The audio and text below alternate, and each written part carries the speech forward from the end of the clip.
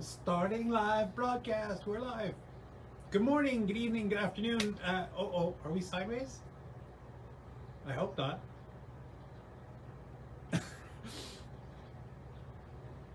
Somebody will tell me if we're sideways. It just the messages that are coming up sideways in portrait mode, and we're in landscape mode.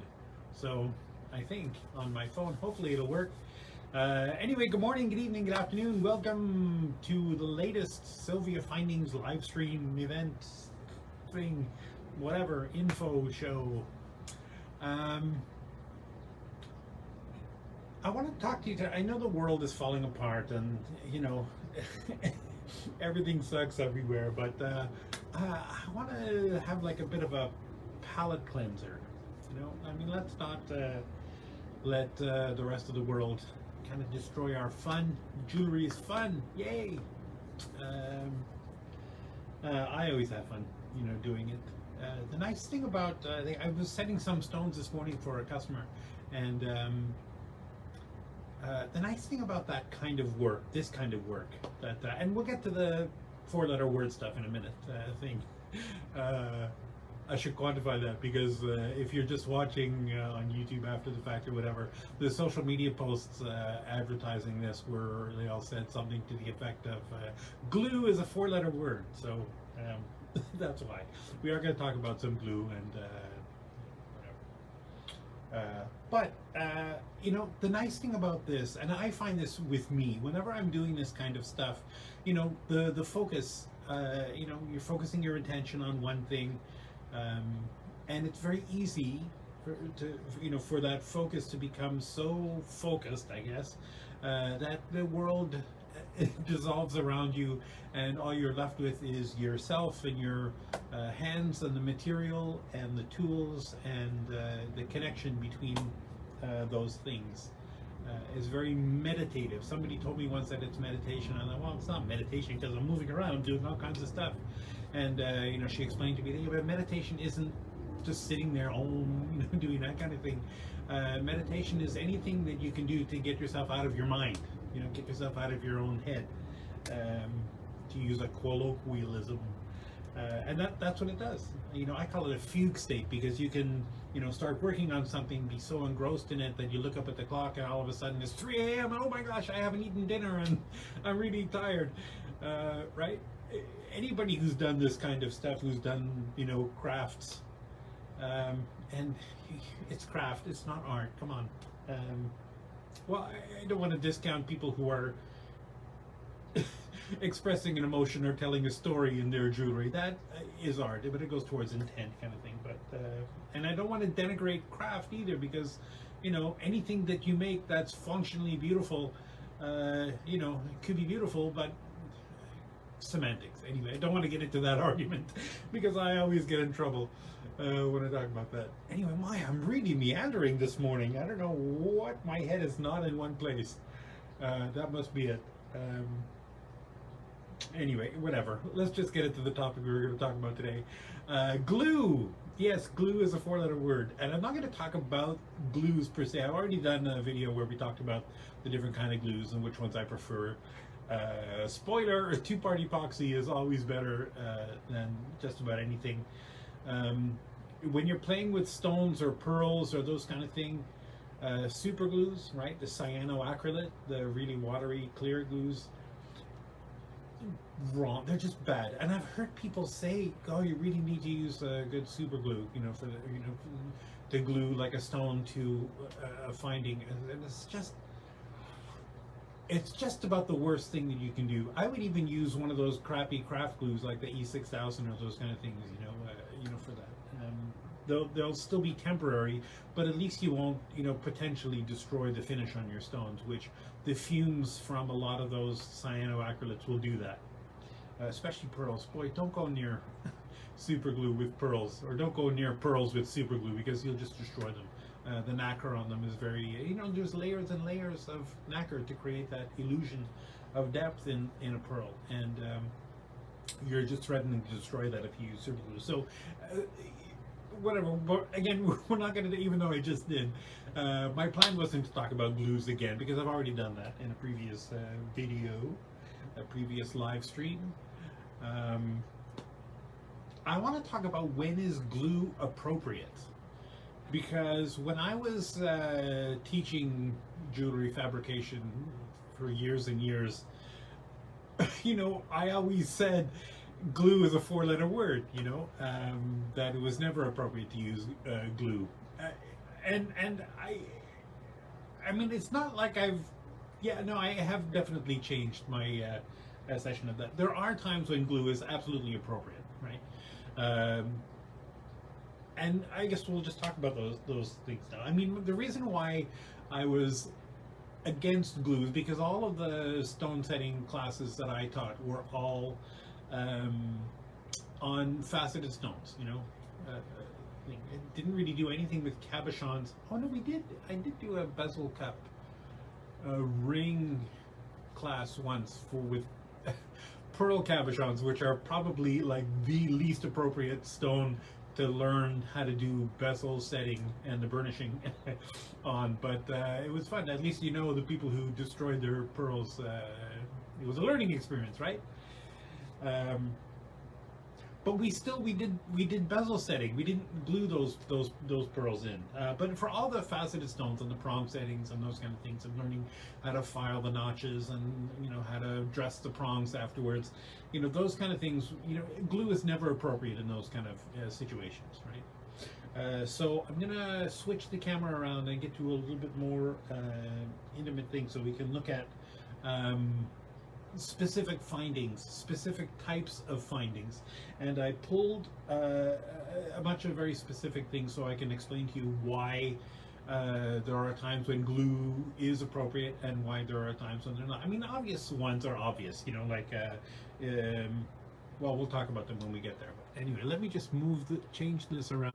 Obvious pendants that would require you to glue things in, right? So something like this, where you have just a regular little, bezel setting. Do I even have a stone that will fit that? I think I might.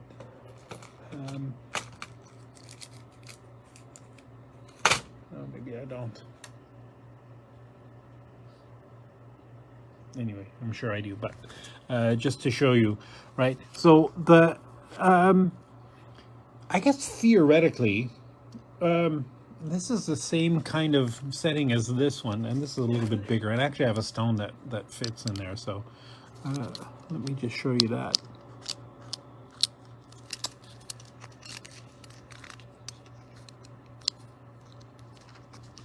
Right now, there's a ledge on the inside of that bezel frame that in theory you just run a little tiny strip, a little bead of what they call a bead. It's not really a bead, but they call it a bead in the plumbing world, of glue, two-part epoxy in there, and then you can set that in there, whatever. Make sure you clean up a little bit at the back. If any glue seeps out, you don't want it to seep out under, and that would be fine. That's all you need to do with that, right? And you let that sit overnight to cure, and beautiful. Now, theoretically, if the bezel wall is tall enough that you could pull this over onto the outside edge of the stone, then in theory you could think, and you can normally tell if there's a gap here, a little bit of a gap between the edge of the stone and the bezel wall. There isn't in this one. It's just too tall of a stone. But theoretically, you could burnish that surface, and I'm not going to get into that. Maybe I'll do that in another video, how to do it. But using a burnishing tool, you could burnish this edge of the bezel wall so that it molds over onto the top of the stone.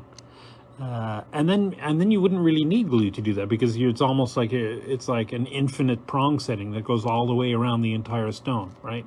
So yeah, glue can be appropriate, and it also maybe not always necessary on that thing. And where you would use that kind of thing really depends on. Let me see. I drew a little example here. If the bezel wall on your piece is tall enough that there's a gap between the edge of the bezel wall and the stone, that you could push the bezel wall over onto the stone and hold it. If the top of the bezel wall can ultimately be inside the perimeter of the edge of the stone, then glue not appropriate for that, or not necessary, let's say. I would say not appropriate. But if the bezel wall, like in the example I just showed you, is not tall enough to be inside the perimeter once you push that in, right? There's nothing to hold on to, right? So if you push these in against the stone is still, there's no taper here for it to hold on to, nothing to hold on to, and the stone can still slip out. So in this case, glue would absolutely be appropriate. Doing. I always wanted to do that in a video. Anyway.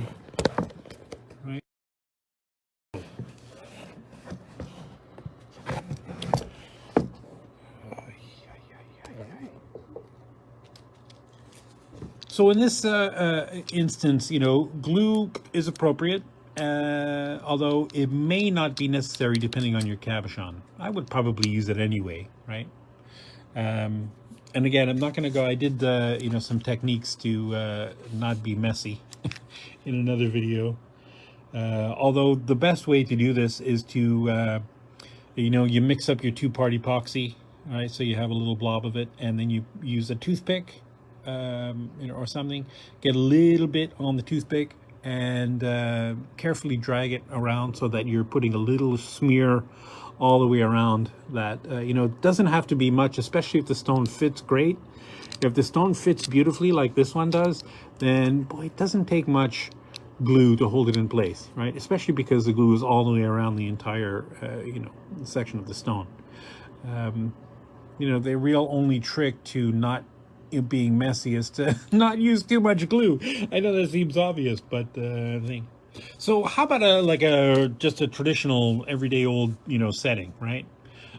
You've got the seat here that the stone sits on, and you got your prongs. In this case, glue is not appropriate, right? Because there's nothing for the glue to hold on to here. I guess theoretically, if you wanted to, you could put a couple of dabs of glue just on the inside edges of the prongs. Although, to be perfectly honest, the prongs are going to hold on to the stone, not the glue. It's not really going to do anything. If you have a seat like this, right, where and when I say the seat, I mean this part here, right, that innermost oval that the stone will sit on. That's why it's called the seat, right, just inside the prongs. In this case, I don't know if you could see, but it's slightly beveled, right? So it's you know, kind of flat on the or thin on the outside, and then it widens out as it goes to the back. So the back of it will look quite a bit wider than the front, right? You see how wide that looks? Whereas the front is, you know, quite a bit thinner because it tapers up to a little thing. So this is designed as, it's called a hybrid, you know, seat, because it's designed to be used for either a cabochon or a faceted stone. You can put a faceted stone in there, the pavilion will hang out the back. You could trim the prongs down if you need to, push those over, and everything is great. But you could use this for a cabochon as well, and that's the reason why the prongs are that tall, because if you know, a lot of times you need taller prongs with cabochons than not. And these are also flat on the inside.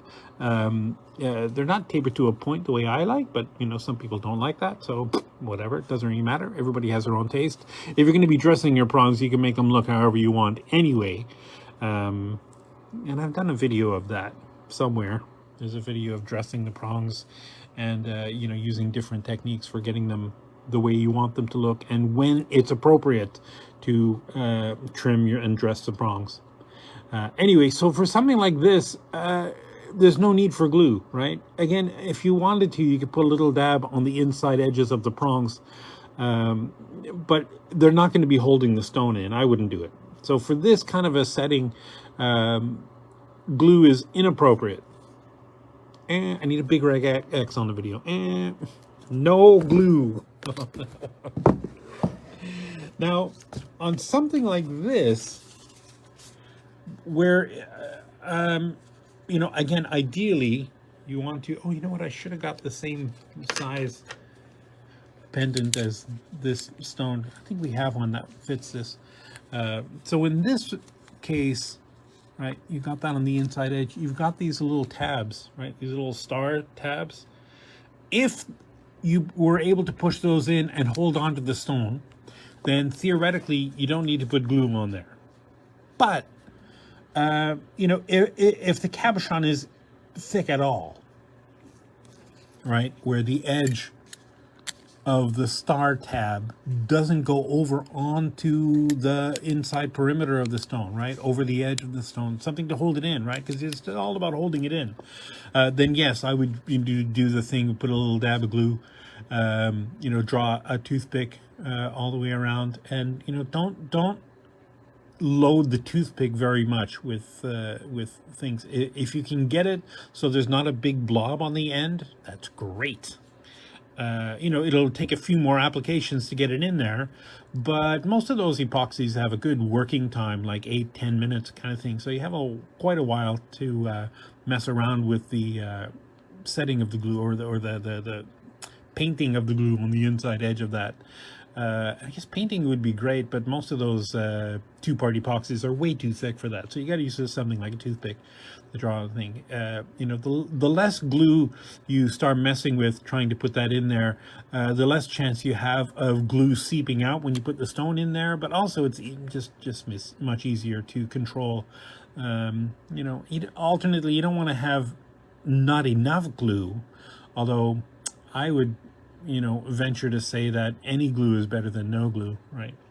I don't know, one of the other beautiful things about these, I don't know if you could see it, but there's a texture on that back frame that just helps the glue flow into the little nooks and crannies, you know, to give it more surface area to hold on to, right? Okay, something totally different. On a setting like this is a cup and peg setting, right? It's got that peg that you would trim down depending on the size of your pearl or whatever. And these ones, they're not all this way, but this one, the peg is threaded, so it's kind of like a screw.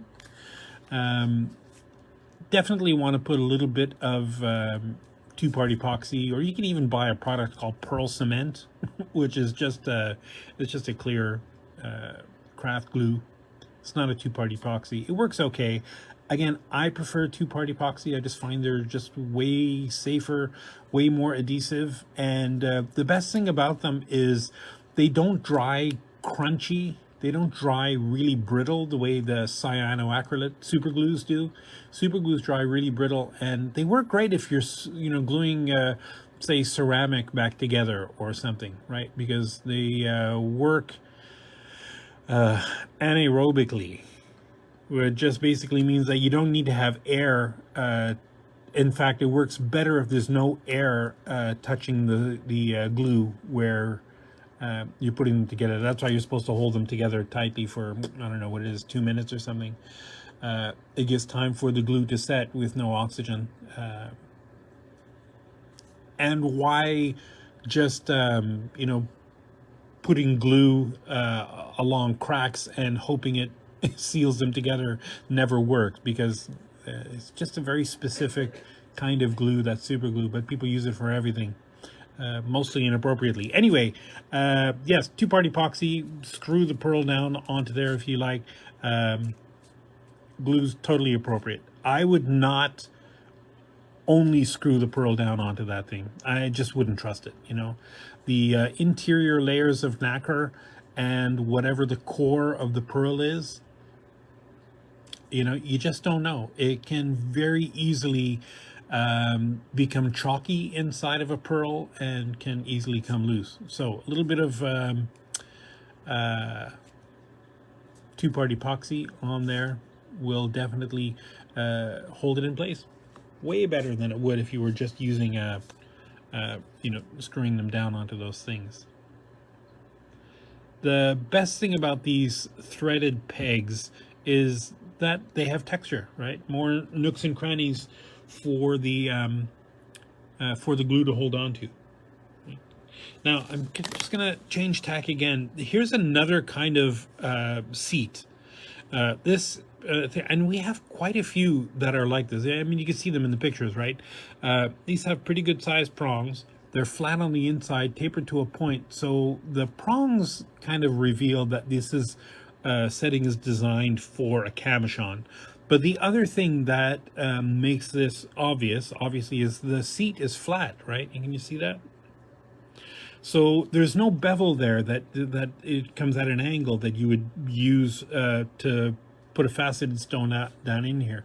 Now, having said that, I have set faceted stones in this exact setting, and it looks great as long as the pavilion is not too big. If the pavilion is huge, then the stone ends up sitting way too high on the seat, and then maybe the prongs aren't tall enough to go onto the crown of the stone. But for a cabochon, you know, on a cabochon designed seat like that, the stone just fits, sits down beautifully flat inside there. On something like a normal cabochon like this, it's just a regular old, what I call kind of a standard thing. This is a beautiful edge because it's tapered all the way to the edge. So even if the prongs were half this size, you could still use just the prongs to hold this, cabochon down in there. But I've seen so many stones over the years where the edges of the cabochon are so high, maybe the original slab that they used to cut the cab, was really thick, and they didn't taper down all the way to the edges. They just put a dome on the top and left the edges kind of straight, right? We've all seen those cabs. In that case, then yeah, I would definitely use glue on that flat seat on there and hold that down. As long as, but if the prongs are tall enough, like in this case, the prongs are more than tall enough to hold that stone down in there, right? If you push those in there, those would just be inside the perimeter of the stone enough to hold it in place, but not so much that you need to trim them down, right? You don't want it, the prongs to come so far into the stone that you're looking at prongs instead of the stone. And again, if you wanted to use a little bit of glue on there and the prongs, why? I'm not gonna I'm not going to stress over that if you wanted to do that. I guess, the more practice you get with glue, the better you get at it. So if you wanted to, that's fine. But not necessary, because in this kind of a thing, the cabochon will, or the prongs will hold the cab down in there. But if it's a tall, then yeah, the prongs might become ineffectual. You might push them up against the stone just so that it looks good, but glue definitely would be appropriate for that. And this kind of a setting is designed to allow that, with that nice flat, not as textured surface, but it's still not shiny surface, right, on this of the seat, right? Now, if you're putting a faceted stone in there, if you wanted to, you can get a stone setting burr or a heart burr and put a little bevel on the inside edge of that stone or of the seat to let the stone sit further down in there, and then you can trim the prongs as needed or whatever.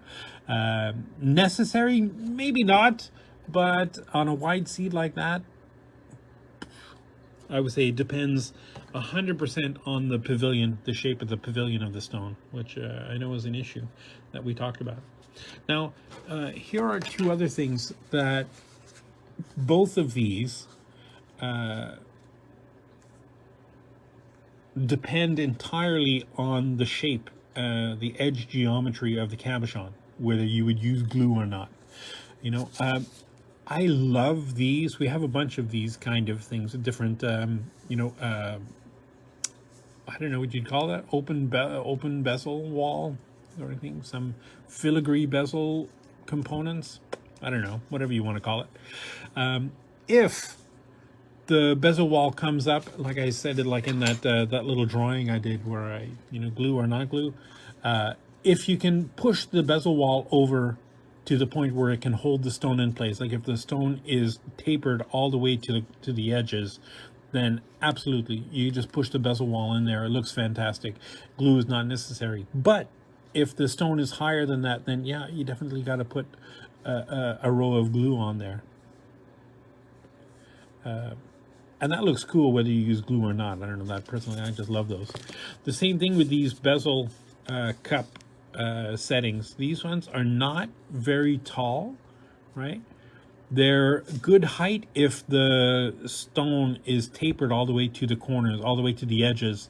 Then you can just put the stone in there, burnish the edges around over onto the stone. Maybe I'll show that in a video one day, how to do the burnishing. It's tricky, but it's cool. But I think for the vast majority of people who are using this thing, glue is appropriate. To just glue the stone in there, because again, the bezel wall is not very high. And also, I think most people who are using these kind of things are using them to fill this with epoxy resin. You know, if you're doing those commemorative jewelry pieces where somebody sends you some of the hairs of their dog, or some cremation ashes, or dehydrated breast milk, or ew. But whatever. If you want to work with cremation ashes, you know, that's on you. That's not my thing. But whatever works, I don't care. Right, and you know, people, you mix up that epoxy resin with the cremation ashes or your dog hairs, and you can mix, you know, other stuff, crushed pearls to give it some color, or crushed opals. There are different color effects. There's even like glow-in-the-dark ones, pigments that you can get for those things. Very cool. And then they would just fill those things, right? And we got these in, you know, pendants and rings and all kinds of settings for those. But I think that's basically it. When is glue appropriate? Glue is appropriate whenever you don't have another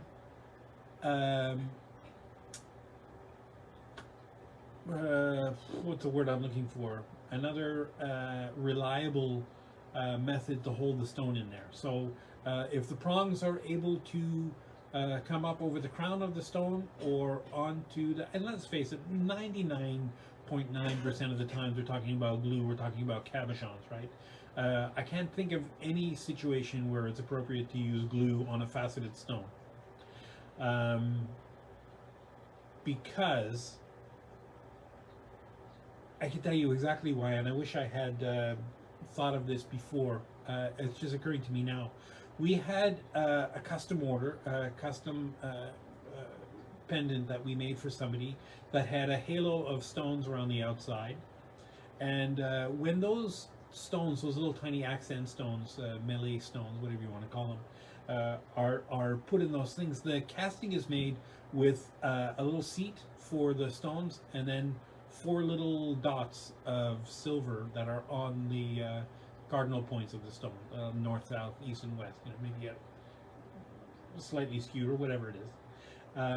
And then the next one, and the next one also has 2. So 2 of the dots, right, once you put the stones down in there and you push those down and the dots splay out over the corners of the stone, 2 of the dots that are in between the 2 stones will hold stones on either side of those dots in, right? So all of the stones are sharing 2 prongs, if that makes sense. I hope that makes sense.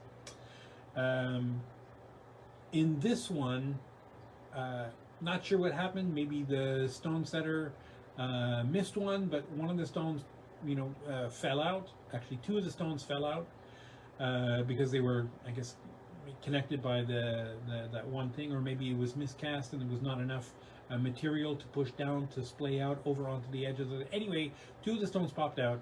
There wasn't enough material for me to put the stones back in there and then set them properly. So the only option was to put a little tiny dab of glue, 2-part epoxy down in there, and put the stones in there. Now, these particular stones, they're, you know, were clear cubic zirconias, right? So they're nice and really highly refractive. And the way light travels through stones and the way those kind of stones work is the stone goes through the table in the top, and then when it hits the bottom, the pavilion, it bounces back and forth and then out right? It bounces off one side of the pavilion into the other and out. And there is an angle, a magical angle, somewhere like between 41 and 43 degrees that no matter where the light hits it, it can reflect off the other side and then back out, straight out. If it comes in through the crown, it'll come out through the opposite side of the crown. I remember back in the day, I remember there was a word for that angle, how they all make sense and they all work together, they all work off each other, but whatever. It's the brilliant cut is what it's called, the brilliant cut. And almost all diamonds, round diamonds that you see, like almost all, because not all, most of the round diamonds you see are cut that way, which is why diamonds are never a problem with these things. But colored stones, they cut them with crazy big pavilions to add weight, thing. Not because it makes them sparklier, because it doesn't.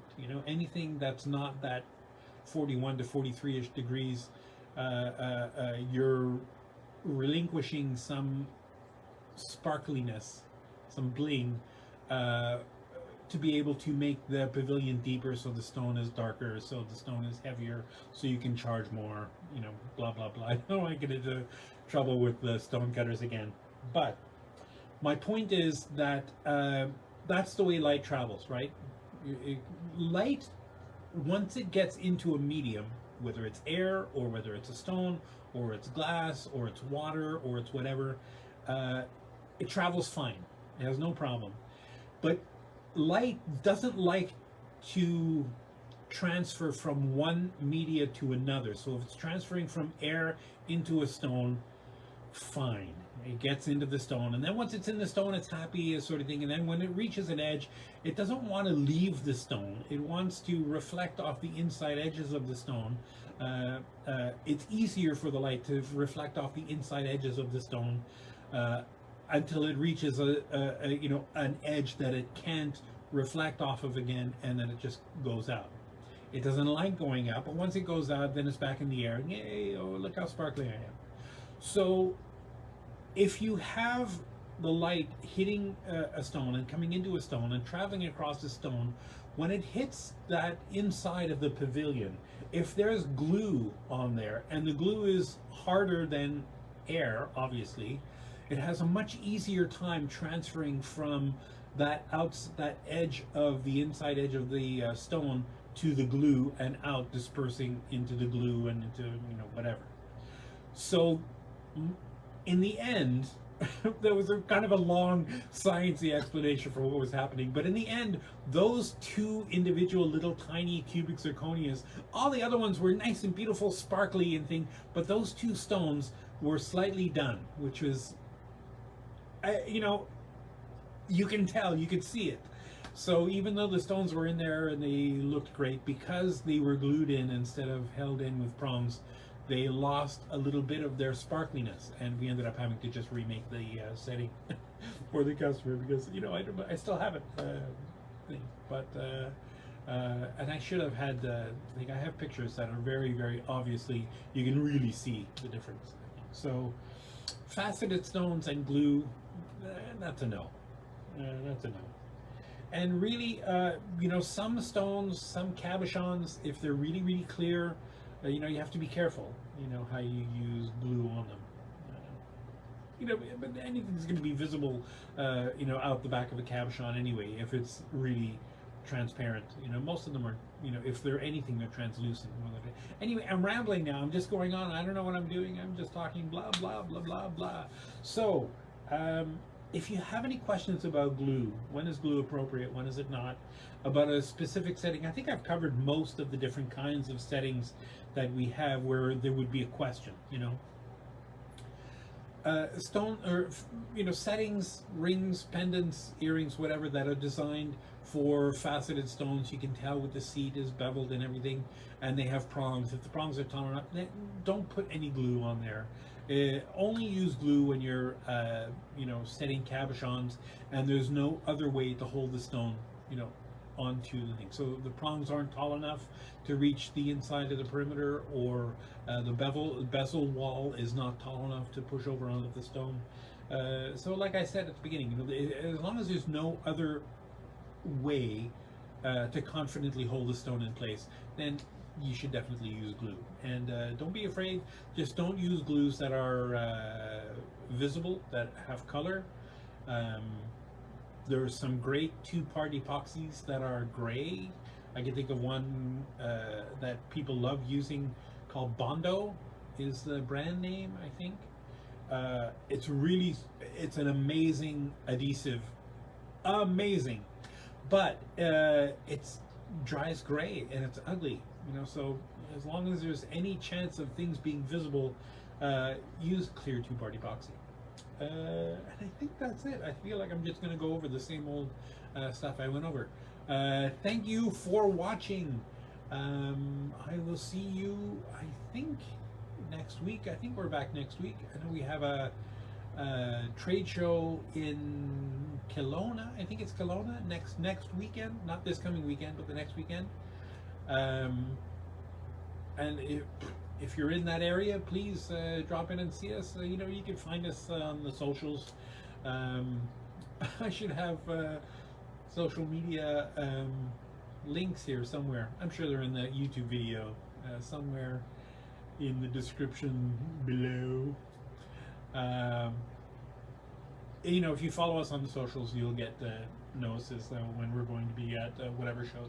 And there's a lot more shows coming up, especially in August. I think almost every weekend. So yes, thank you for joining me. I will see you next week. In the meantime, try not to stress about the world.